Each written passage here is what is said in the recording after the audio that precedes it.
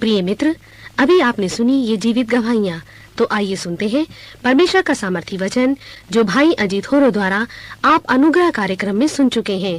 श्रोताओं के अत्यधिक आग्रह पर हम इसी रेडियो संदेश को आपके लिए इस ध्वनि कैसेट में प्रस्तुत कर रहे हैं।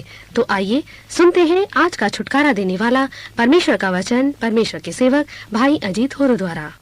यीशु मसीह के सामर्थी नाम में सभी श्रोताओं को अनुग्रह एवं शांति बहुतायत से मिलती रहे।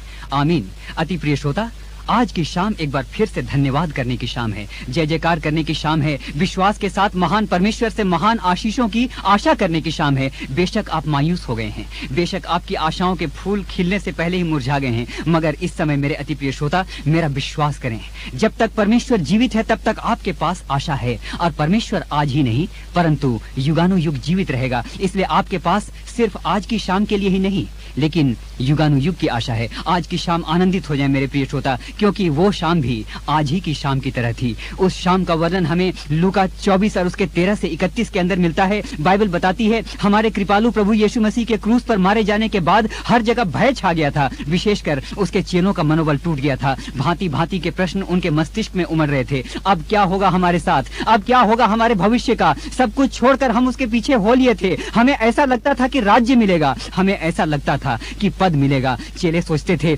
हमें ऐसा लगता था कि हमें प्रतिष्ठा मिलेगी, मगर ये क्या, उसे तो मार डाला गया। आज सब कुछ समाप्त हो गया है।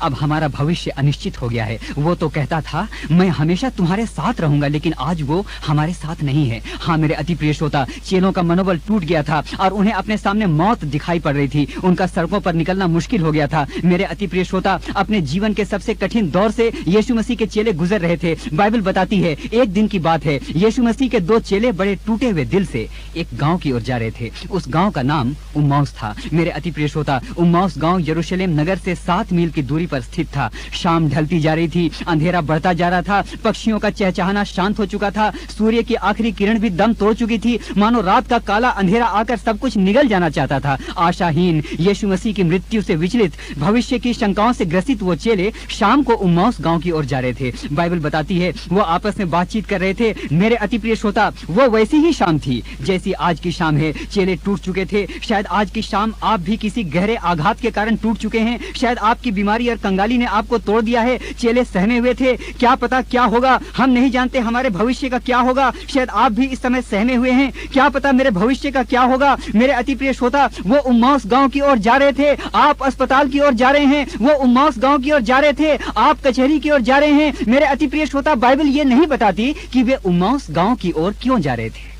संभवतः यीशु मसीह के मरने के बाद उनकी जीविका की सारी आशाएं खो चुकी थीं। शायद वो अपनी जीविका के सिलसिले में या किसी व्यवसाय के सिलसिले में उम्माउस गांव जा रहे थे। शायद वे नौकरी ढूंढने के लिए उम्माउस गांव जा रहे थे, क्योंकि यीशु मसीह मर चुका था। शायद आज आप भी इस प्रकार से कहते हैं, मैंने जी जान से पढ़ाई की, मेरे माता पिता ने पेट काट कर मुझे अध्ययन कराया, मेरे सामने बड़ी बड़ी आशाएं थी, लेकिन आज ऐसा लगता है कुछ नहीं बचा। बेरोजगारी ने मेरे जीवन को तोड़ कर रख दिया है। हाँ, बेरोजगारी का अंधकार मेरे जीवन के ऊपर छाता जा रहा है। मेरे अति प्रिय श्रोता, बेरोजगारी का अंधकार, इस समय ध्यान से सुने, बेरोजगारी का अंधकार उम्माउस गांव के ऊपर छाने वाले रात के गहरे अंधकार से कहीं ज्यादा भयानक होता है। शाम का समय था, चेले उम्माउस गांव की ओर जा रहे थे, अंधकार छा रहा था, चेले उम्माउस की ओर जा रहे थे। और शायद आज आप किसी नई संभावना की तलाश में किसी उम्माउस गांव की ओर जा रहे हैं मेरे अति प्रिय श्रोता, और शायद आपको ऐसा लगता है क्या पता मंजिल कब मिलेगी। शायद आप इस तरह से कहते हैं, पिछले 10 साल हो गए किसी नई संभावना की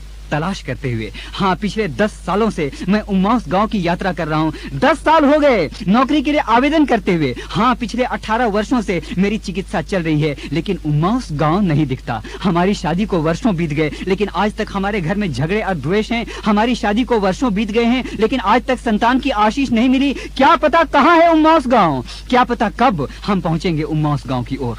मेरे अति प्रिय श्रोता, चेले बहुत बेचैन थे और आपस में बातचीत कर रहे थे, क्या पता क्या होगा हमारा। हाँ मेरे प्रिय श्रोता, शायद आप भी बातचीत कर रहे हैं, क्या पता क्या होगा मेरे भविष्य का। आपका मेडिकल एग्जामिनेशन होता है और आप देखते हैं 2 डॉक्टर बड़े दबे हुए स्वरों में आपकी मेडिकल रिपोर्ट के बारे बातचीत कर रहे हैं। आप कहते हैं हाय, ना जाने मेरा क्या होगा। मेरे अति प्रिय श्रोता, परमेश्वर के दास भक्त अय्यूब ने अय्यूब 14:1 में इस प्रकार से कहा, मनुष्य जो स्त्री से उत्पन्न होता है वो थोड़े दिनों का और दुख से भरा रहता है। हाँ मेरे अति प्रिय श्रोता, इस समय ध्यान से सुने। मैं इस समय आपको एक बड़े गंभीर आत्मिक भेद की बात बताना चाहता हूँ। बाइबल कहती है मनुष्य जो स्त्री से उत्पन्न होता है वो थोड़े दिनों का और दुख से भरा होता है। लेकिन मेरे अति प्रिय श्रोता, मैं इस बात को मानता हूँ, लेकिन मेरे अति प्रिय श्रोता एक बात ध्यान से सुने। जिस बाइबल में ये लिखा है कि मनुष्य जो स्त्री से उत्पन्न होता है वो दुख से भरा होता है, उसी बाइबल में ये भी लिखा है कि मनुष्य आत्मा से भी उत्पन्न होता है।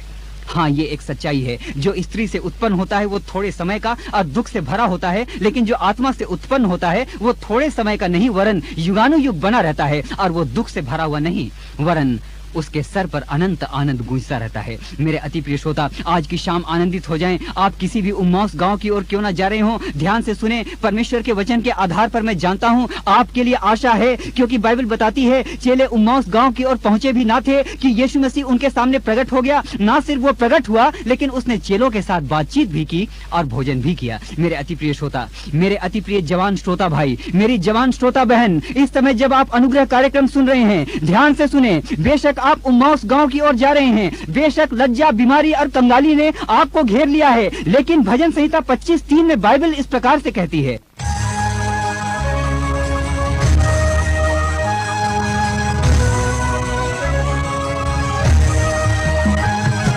अनुग्रह अनुग्रह अनुग्रह, परमेश्वर का अनुग्रह, अनुग्रह अनुग्रह अनुग्रह, परमेश्वर का अनुग्रह।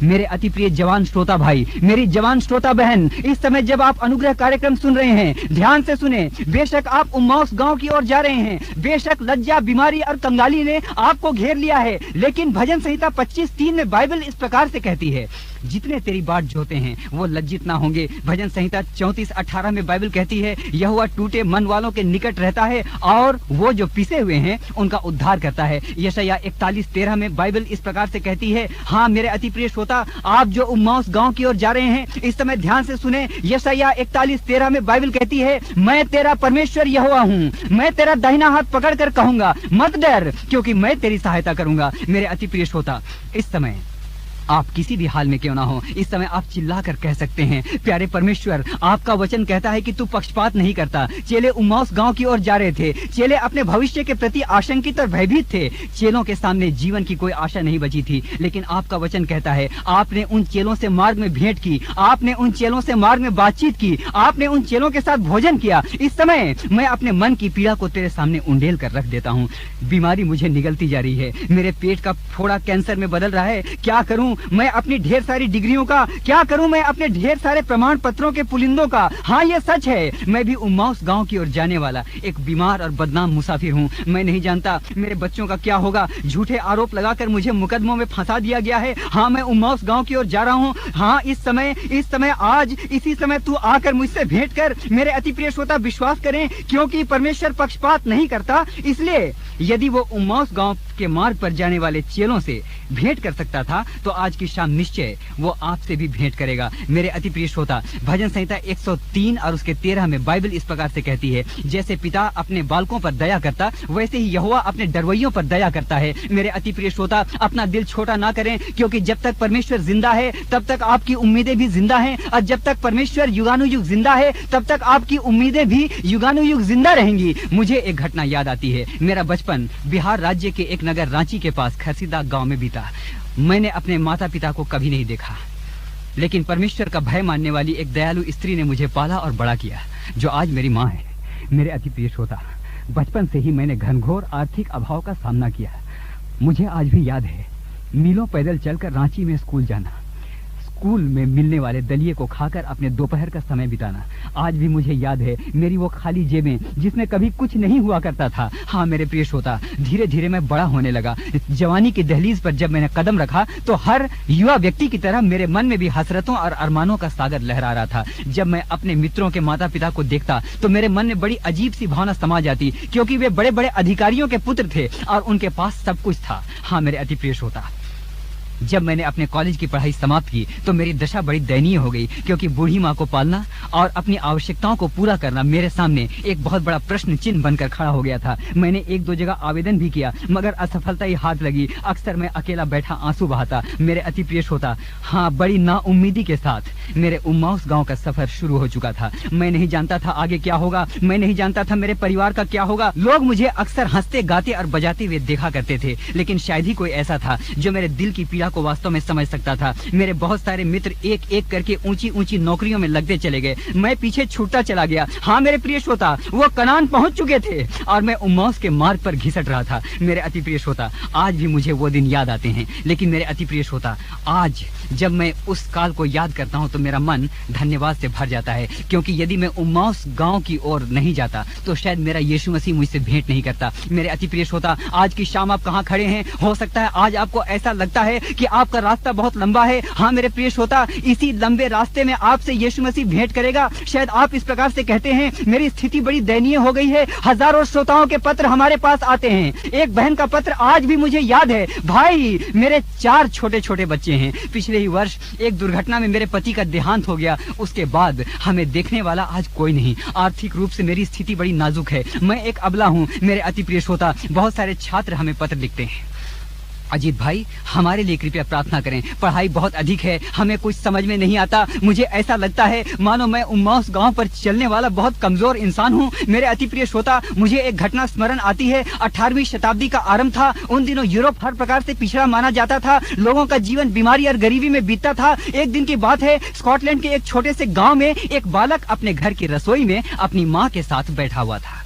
माँ खाना बना रही थी। जब भी चूल्हा बुझने लगता, उसकी माँ अंगीठी पर फूंक मारती। अंगीठी पर एक बड़ी सी डेगची रखी हुई थी और पानी को गर्म किया जा रहा था। मेरे अति प्रिय श्रोता, वो छोटा बच्चा बड़े कौतूहल के साथ पानी को गर्म होता हुआ देख रहा था। बर्तन से भाप निकलती थी और वायुमंडल में विलीन हो जाती थी। हाँ, सामान्य सी भाप जो थोड़ी देर के दिखाई पड़ती और फिर लोप हो जाती है। अय्यूब 4:14 में भाप की कमजोरी को दर्शाते हुए बाइबल कहती है, सुन तो लो, तुम्हारा जीवन है ही क्या? तुम तो मानो भाप के समान हो, जो थोड़ी देर दिखाई देती और फिर लोप हो जाती। मेरे अति प्रिय श्रोता, भाप बड़ी निर्बल और क्षणिक सी होती है। शायद आज आप भी इसी प्रकार से कहते हैं, मेरा जीवन है ही क्या? मेरा जीवन भाप और वायु से बढ़कर कुछ नहीं। मैं एक अक्षम और कमजोर मनुष्य हूँ। ओ, मुझसे कुछ नहीं हो सकता। ओ, मुझसे पढ़ाई हो ही नहीं सकती। जीवन की सच्चाइयाँ चट्टान के समान हैं, लेकिन मेरी हैसियत भाप के समान निर्बल। भाप हमेशा नश्वरता और कमजोरी को दिखाती है। हाँ मेरे प्रिय श्रोता, स्कॉटलैंड के छोटे से गाँव की रसोई में बैठा हुआ वो बच्चा भाप को उड़ता हुआ देख रहा था।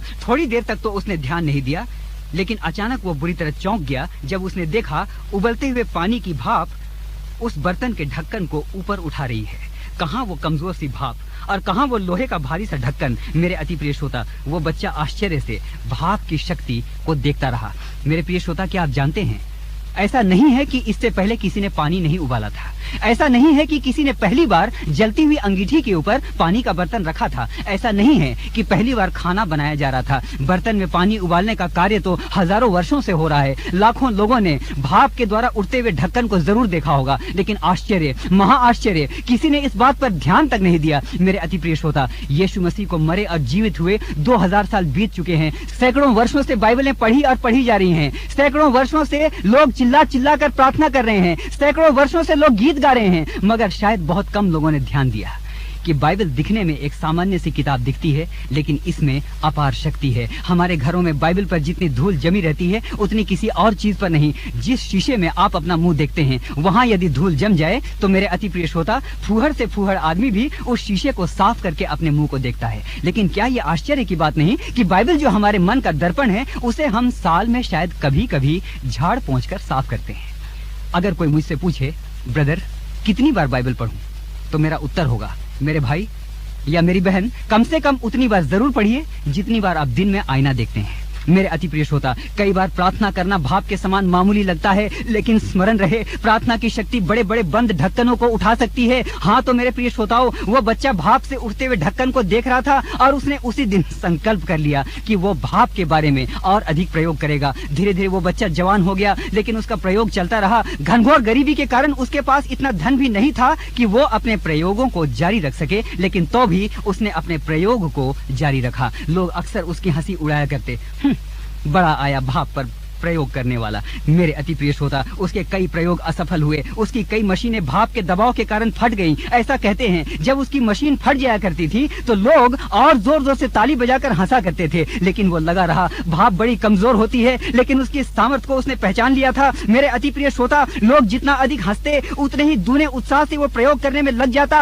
और आखिर वो समय आ गया। 1765 में उसने एक सफल भाप का इंजन बना ही लिया, और यहीं से शुरू होती है औद्योगिक क्रांति, इंडस्ट्रियल रिवोल्यूशन। यहीं से शुरू होता है स्टीम इंजन, यहीं से आरंभ होता है ये सिद्धांत कि भाप बड़ी कमजोर है, लेकिन इसकी शक्ति लाखों टन का बोझ उठा सकती है।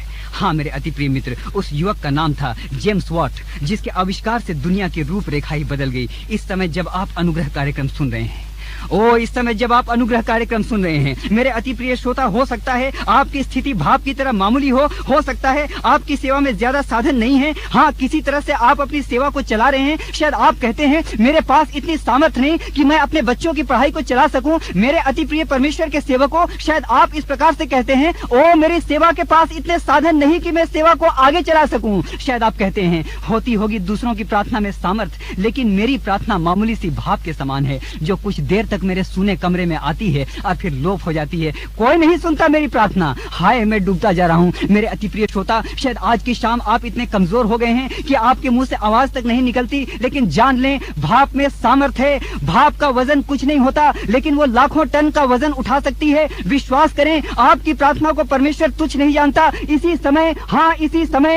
समय जब आप अनुग्रह कार्यक्रम सुन रहे हैं, विश्वास करें भाप में शक्ति है, आप में शक्ति है। शराब के नशे में डूबे हुए श्रोताओं, ड्रग्स के नशे में डूबे हुए श्रोताओं, व्यभिचार में डूबे हुए श्रोताओं, शायद आपको ऐसा लगता है आपने ये सब छोड़ने की पूरी कोशिश कर ली, लेकिन आपसे नहीं होता। लेकिन विश्वास करें, भाप मामूली है, लेकिन भाप में शक्ति है। संत पौलुस ने कहा, हमारी निर्बलता में परमेश्वर की सामर्थ्य सिद्ध होती है। हाँ मेरे प्रिय श्रोता, इसका कोई अर्थ नहीं कि आप कितने बीमार हैं, इसका कोई अर्थ नहीं कि आप कितने लाचार हैं, इसका कोई अर्थ नहीं कि आप कितने कमजोर हैं, लेकिन आज की शाम सिर्फ एक बात महत्व रखती है, और वो ये कि परमेश्वर आपसे प्रेम करता है, और उसका प्रेम निर्बलों को बलवान बनाता है। यशायाह 40:31 में बाइबल कहती है, जो यहोवा की बाट जोहते हैं वे नया बल पाते जाएंगे, वे उकाबों की नहीं उड़ेंगे, वे दौड़ेंगे और श्रमित ना होंगे, वे चलेंगे और थकित ना होंगे। मेरे अति प्रिय श्रोता, स्मरण रखें, यदि मामूली सी भाप लाखों टन वजन उठा सकती है, तो स्मरण रखें, आप भाप नहीं,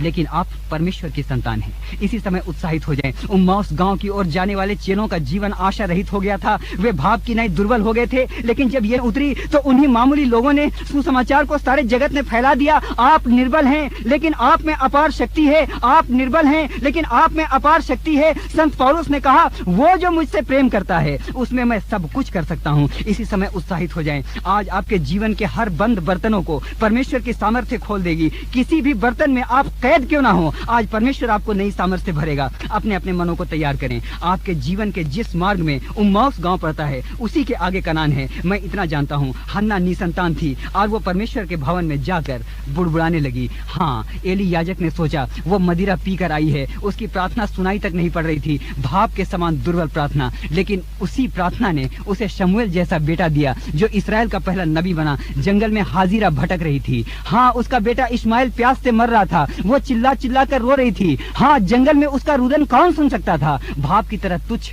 उसके रुदन को सुनने वाला कोई नहीं था।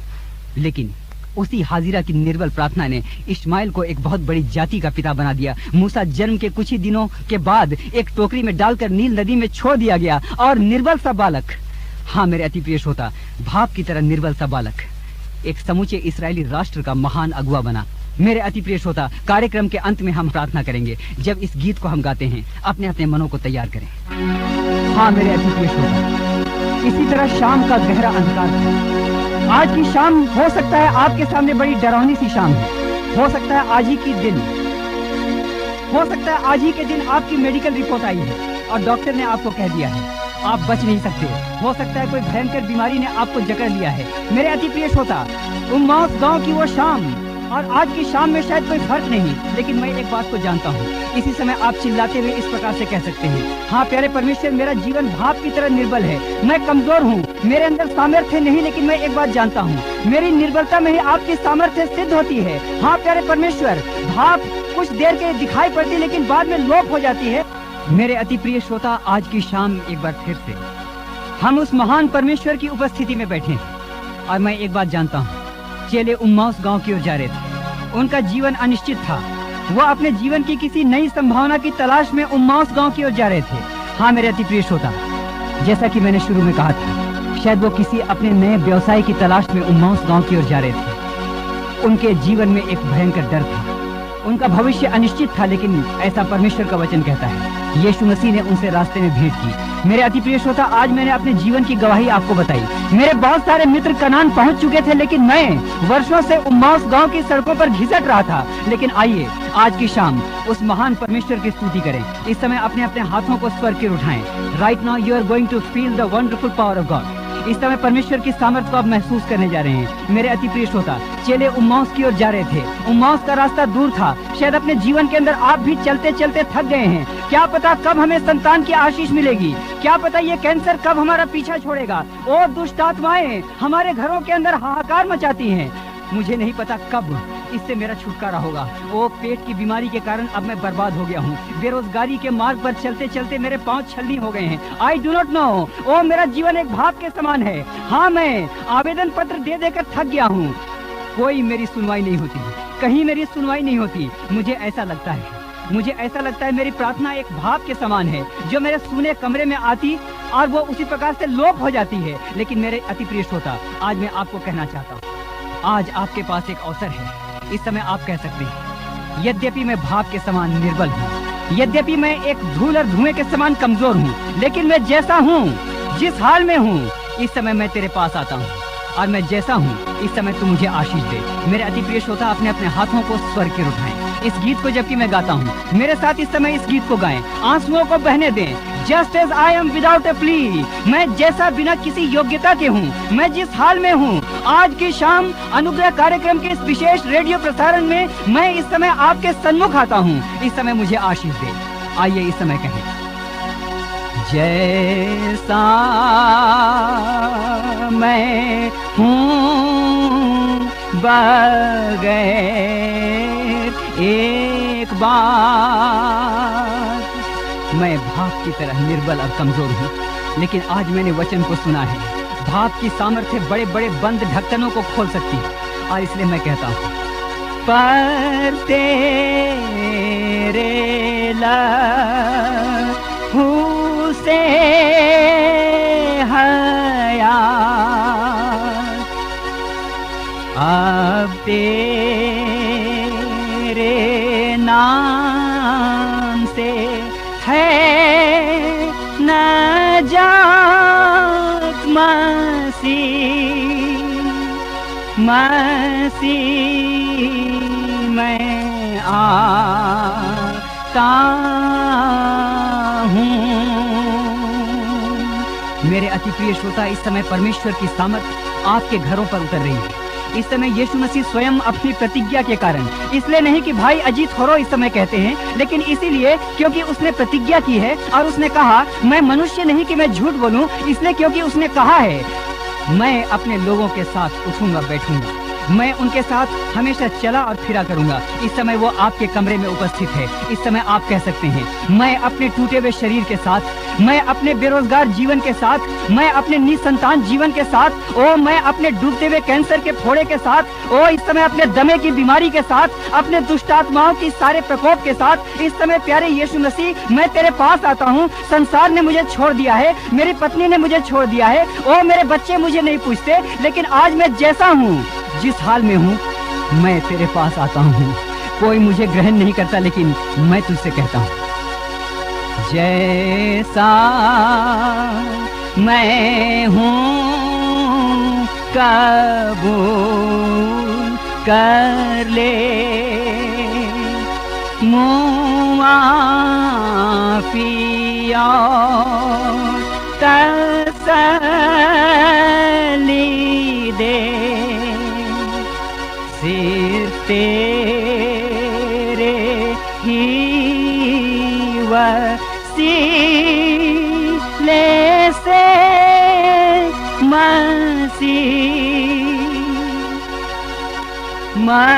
मसीह मैं आता हूँ। We are going to pray now. इस समय हम प्रार्थना करने जा रहे हैं। मेरे सामर्थी पिता परमेश्वर, इस समय आपके बेटे हमारे प्रभु यीशु मसीह के सामर्थी नाम पर मैं आपके धन्य सिंहासन के सन्मुख आता हूँ। प्यारे पिताजी, आपका वचन कहता है स्वर्ग मेरा सिंहासन और धरती मेरे पांव की चौकी है। इसलिए आपका धन्यवाद हो।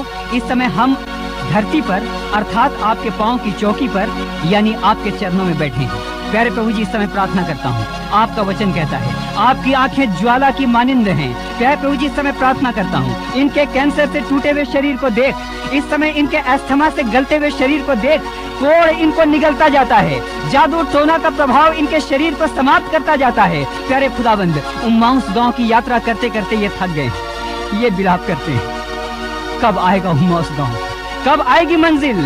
जीवन की नाव खेते खेते हम थक गए हैं। तो प्यारे परमेश्वर, इस समय प्रार्थना करता हूँ, इस समय अपनी आंखों को इनकी ओर बढ़ा। आपका वचन कहता है परमेश्वर यद्यपि स्वर्गों के स्वर्ग में है, लेकिन तो भी दीन मनुष्य पर दृष्टि करने के झुकता है। इस समय स्वर्ग मंडल से, इस समय स्वर्ग लोक से, इस समय एक एक मेरे गरीब और दीन और बीमार श्रोता पर अपनी दृष्टि को झुका दे। और प्यारे खुदाबंद, इस समय प्रार्थना करता हूँ, अब यीशु मसीह के सामर्थी नाम पर सब प्रकार के कैंसर के फोड़े, सब प्रकार का कोढ़, सब प्रकार का राज्यक्षमा, सब प्रकार की टीबी, सब प्रकार की डायबिटीज, ओ प्यारे प्रभु जी, सब प्रकार के दुष्ट आत्माओं का प्रकोप, प्यारे खुदावंद, सब प्रकार की मिर्गी लाने वाली आत्मा, सब प्रकार की अंधकार की सामर्थ्य, प्यारे खुदावंद, इस समय प्रार्थना करता हूँ, सब प्रकार की आत्महत्या करने को उकसाने वाली प्रवृत्ति, सब प्रकार के हथियार उठाने को उकसाने वाली प्रवृत्ति, सब प्रकार के क्रोध की आत्मा और सब प्रकार की अंधकार की सामर्थ इस समय आपके सामर्थी नाम में जब मैं प्रार्थना कर रहा हूँ जाती रहे। आपका धन्यवाद करता हूँ।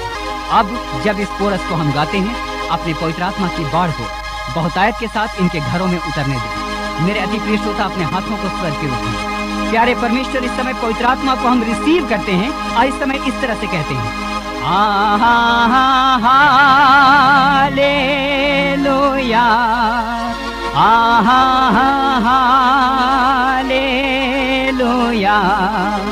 हालेलुया,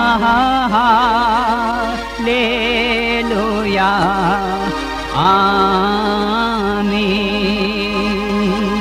अपनी आवाज को उठाकर और एक बार गाते हुए इस प्रकार से कहें, हालेलुया,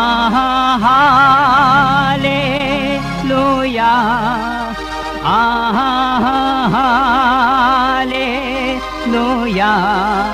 हालेलुया।